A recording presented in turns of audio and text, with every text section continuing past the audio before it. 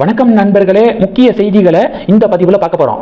தமிழிசை அக்கா தமிழக அரசாங்கத்துடைய பட்ஜெட் டிவியில் ஓடுதுல, லைவ் டெலிகாஸ்ட்டு, அதை பார்த்து நோட்ஸ் எடுக்கக்கூடிய வீடியோவை ஷேர் பண்ணியிருக்காங்க.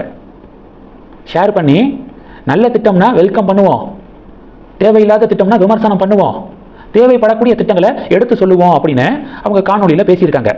இந்த காணொலி பேசுபவரில் மாறி இருக்கு. சமீபத்தில் காஃபி வித் தமிழிசை அப்படிங்கிற ஒரு நிகழ்ச்சியை அக்கா நடத்தியிருக்காங்க. என் கூட தேநீர் அருந்த ஃபேமிலியாக வரலாம், ஒரு சின்ன ஒரு கெட் டுகெதர் மாதிரி, நலம் விசாரிப்பு அப்படிங்கிற மாதிரி ஒரு நிகழ்ச்சியை ஏற்பாடு பண்ணியிருந்தாங்க. காஃபி வித் தமிழிசை அப்படிங்கிற நிகழ்ச்சிக்கு வந்த பொதுமக்கள்கிட்ட அக்கா பேசின ஒரு டாபிக் தான் டிபேட்டாக மாறி இருக்கு. இது மாதிரி தமிழிசை அவர்களோட தேநீர் அருந்தலாம், தமிழிசை அக்காவோட கலந்துரையாடலாம் அப்படின்னு நாங்கள் அறிவித்த உடனேயே அதை ரெஸ்பெக்ட் பண்ணி ஃபேமிலியோட ஒரு பொது போக்குவரத்தை பிடிச்சி இந்த இடத்துக்கு நீங்கள் வந்தீங்கன்னா அடுத்த தேர்தலில் நான் கண்டிப்பாக ஜெயிப்பேன் அப்படின்னு எனக்கு ஒரு நம்பிக்கை இருந்துச்சு, எனக்கு தோணுச்சு. இப்போ நான் நினச்ச மாதிரியே இவ்வளோ பேர் வந்திருக்கீங்க, இதனால் அடுத்த தேர்தலில் கண்டிப்பாக நான் ஜெயிக்க போகிறேன் அப்படிங்கிற மாதிரி பேசியிருக்காங்க. இப்போ அடுத்த தேர்தலையும் போட்டியிடக்கூடிய ஆசையில் இருக்கீங்களா அப்படின்னு சொல்லிட்டு ஒரு டிபேட்டு.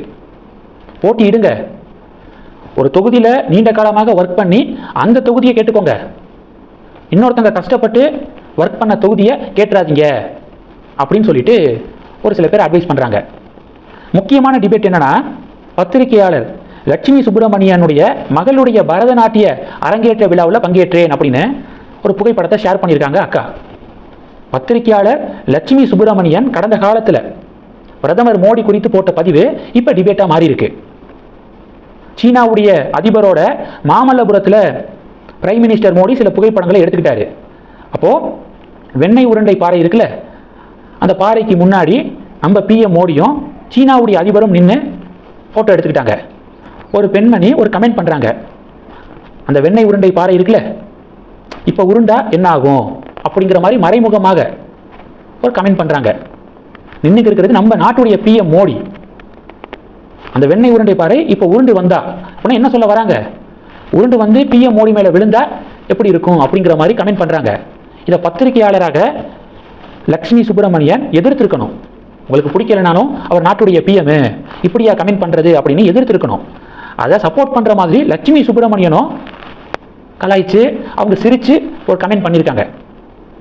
அவங்களுடைய மகளுடைய பரதநாட்டிய அரங்கேற்ற விழாவில் அக்கா கலந்துருக்காங்க.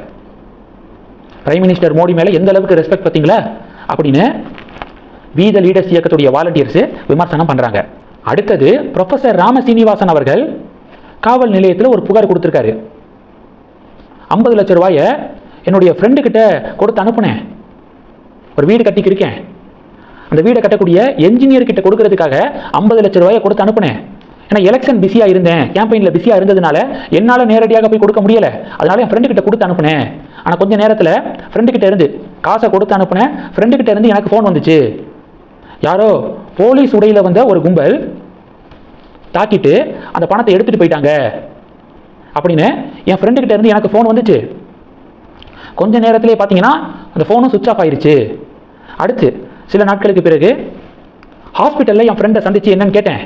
அப்போது அந்த பணத்தை பறிச்சுட்டு போன கும்பல் என்னை வந்து ஒரு அறையில் வச்சு பூட்டிட்டாங்க அப்படின்னும், மறுநாள் என்னை வந்து காரில் இருந்து ஏதோ ஒரு இடத்துல தள்ளி விட்டுட்டு போயிட்டாங்க அப்படின்னு என் ஃப்ரெண்டு வந்து சொல்கிறாரு. என் ஃப்ரெண்டு மேலே தான் எனக்கு டவுட்டாக இருக்குது, அந்த 50 லட்ச ரூபாயை எடுத்துக்கிறதுக்காக இப்படி ஒரு ட்ராமா பண்ணிட்டாரா, ஒரு நாடகத்தை அரங்கேற்றிட்டாரா அப்படிங்கிற டவுட்டாக இருக்குது, விசாரித்து நீங்கள் தான் சொல்லணும் அப்படின்னு ப்ரொஃபசர் ராமசீனிவாசன் புகார் கொடுத்துருக்காரு.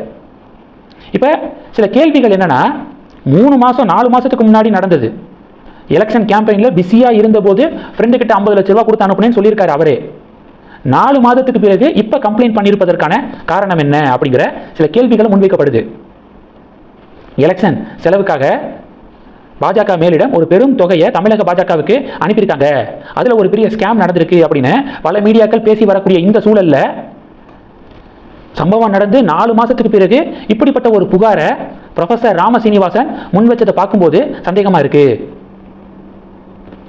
பணத்துக்கு, தேர்தல் செலவுக்காக பெற்ற பணத்துக்கு இப்படி வந்து இவர் தரப்பு இப்படி கணக்கு சொல்கிற மாதிரி தெரியுது, இப்படி கணக்கில் காட்டுற மாதிரி தெரியுது, அதனால தான் ஃபார்மலாக ஒரு கம்ப்ளைண்ட் வந்து கொடுத்துருக்காரு போல அப்படின்னு சிலர் சந்தேகத்தை எழுப்புறாங்க. குறிப்பாக அண்ணாமலை அவர்களுடைய வீத லீடர்ஸ் இயக்கம் இந்த சந்தேகத்தை எழுப்புறாங்க. இந்த சந்தேகங்களுக்கு ப்ரொஃபசர் ராம சீனிவாசன் அவர்கள் முறையான விளக்கத்தை கொடுக்கணும் அப்படின்னு நிறைய பேர் சஜஸ்ட் பண்ணுறாங்க. பொறுத்திருந்து பார்க்கலாம். இந்த செய்திகளை பற்றி உங்களுடைய பார்வைகளை மறக்காம கமெண்ட் பண்ணுங்க. தொடர்ந்து கனெக்டில் இருங்க.